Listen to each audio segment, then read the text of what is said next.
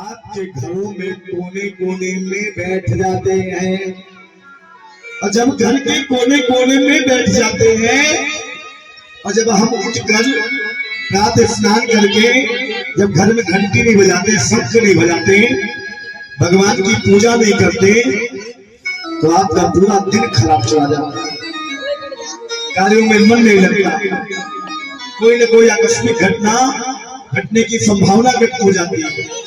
लेकिन जैसे ही हम प्रातः स्नान करके शंख बजाए, घंटी बजाए, भगवान की आरती गाए, भगवान का भजन गाए, वैसे ही सारी नकारात्मक ऊर्जा दूर हो जाती है, सारी नकारात्मक ऊर्जा दूर हो जाती है।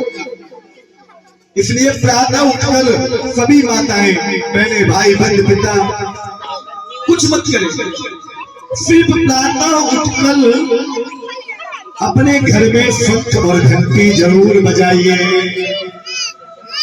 ब्रह्म मुहूर्त में उठकर क्या करना चाहिए?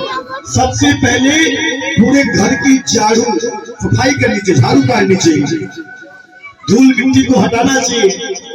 फिर उसके पश्चात स्नान करके भगवान के भोजन का निर्माण करना चाहिए, प्रसाद का निर्माण करना चाहिए। लेकिन आजकल तो विधान सब उल्टा हो गया है। पहले उठते आजकल बेड टी चाहिए, बेड टी, ये कौन सा प्रश्न आ गया भैया? बेड टी क्या है? बिस्तर पर ही चाय चाहिए। कुछ लोगों ने इसको ऐसा विषय बना दिया कि भैया कि मैं सुबह चाय न पीऊं तो मेरा माथा चढ़ जाता है। लो माथा चढ़ जाता है क्या मतलब भाई? मतलब कुछ भी अपने स्वार्थ के लिए, अपने भौतिक सुविधा के लिए, सुख के लिए कुछ भी बना दिया कि बेड टी चाहिए। नहीं, बेड टी की आवश्यकता नहीं है। प्रभात में उठिए, हरि नाम संकीर्तन कीजिए, उठते ही अपने माता पिता को प्रणाम कीजिए, अपनी दैनिक दिनचर्याओं में लगिए, नित्य क्रियाओं से संपन्न होकर भगवान की पूजा अर्चना करिए, शंख बजाइए, घंटी बजाइए, भगवान को भोग लगाइए। उसके पश्चात गृहस्थ के सारे क्रियाकलापों में लग जाइए। निर्धारित कर लीजिए, संयमता को बना लीजिए और वही प्रतिदिन दोहराइए। ये नहीं कि 4 दिन पूजा किया, 5वें दिन कहे महाराज आज बहुत ठंडी है, आज उठा नहीं जाना, ऐसा नहीं होना चाहिए। कल ठंडी कम थी तो जल्दी उठ गए, 5 बजे उठ के नहा धो लिया, पूजा कर लिया। आज ठंडी ज्यादा है, आज 8 बजे बिस्तर छोड़ दिया, आज बड़ी लेट हो गई तो आज माथा नहीं चढ़ा। तो माता बंधु, ऐसी चीजों को बदलिए।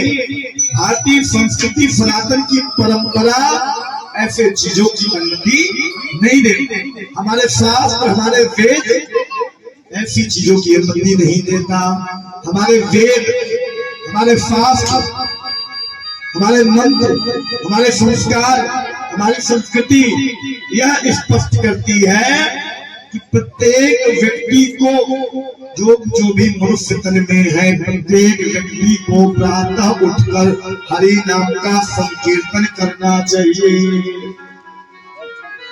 जो जिस प्रभु को मानता हो अपने अपने इष्ट का ही नाम लीजिए। भगवान जरूरी नहीं कि आपने बता दिया कृष्ण बोलो तो कृष्ण ही बोलो, राम पसंद है तो राम को बोलिए, शंकर पसंद है तो शंकर को ही बोलिए, लेकिन नाम लीजिए।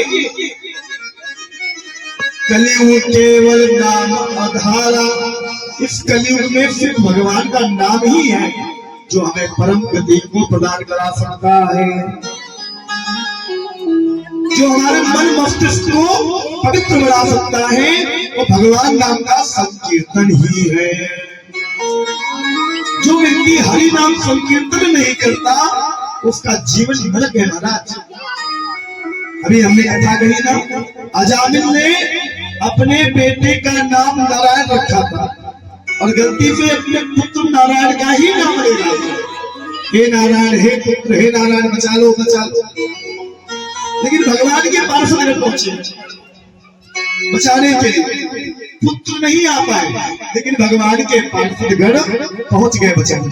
क्यों? नारायण नारायण। इसलिए जीवा में प्रतिदिन नारायण नारायण नारायण चलते रहना चाहिए। कब प्राणांत हो जाए, कब श्वास रुक जाए, पता चलने वाला नहीं है। इस विषय को मजाक मत बनाइए, ये बहुत गहन का विषय, चिंतन का विषय मतलब। राज कहना और करने में बड़ा अंतर होता है। सुन लिया, निकाल मत दीजिए। सुना है, उस कान को दबा लीजिए और अपने अंतर मन में उतार लीजिए। जब तक इस कान को बंद नहीं करोगे तो ऐसी बातें इधर से घुस कर इधर से निकल जाएंगे। उतारिए, इस बात पर विचार कीजिए, चिंतन कीजिए। और नहीं विश्वास है तो एक पाउडर चलता था, डिटर्जेंट पाउडर, घड़ी पाउडर, उसमें बड़ा बढ़िया डायलॉग लिखा रहता था, पहले इस्तेमाल करें फिर विश्वास करें। आता था ना, पहले इस्तेमाल करें फिर विश्वास करें। तो आप भी नहीं विश्वास मेरी बातों पर, एक हफ्ते, सिर्फ एक हफ्ते का मैं समय देता हूँ। एक हफ्ते मेरे द्वारा बताई गई विधाओं पर कार्य करना प्रारंभ कर दें। ब्रह्म मुहूर्त में उठकर हरि नाम का संकीर्तन, शंख घंटी का प्रणत्यो, भगवान की पूजा अर्चना, उसके बाद अपने गृहस्थ जीवों में लग जाइए। एक हफ्ता करके देखिए, अगले हफ्ते मुझे कहने की आवश्यकता नहीं पड़ेगी। आपके अंदर से स्वयं से प्रेरणा आने लग जाएगी, आप स्वयं से कार्य करने लग जाएंगे। कोई आपको दबाव भी नहीं बनाएगा, आपको आनंद आने लग जाएगा। बोल वृंदावन बिहारी लाल की जय।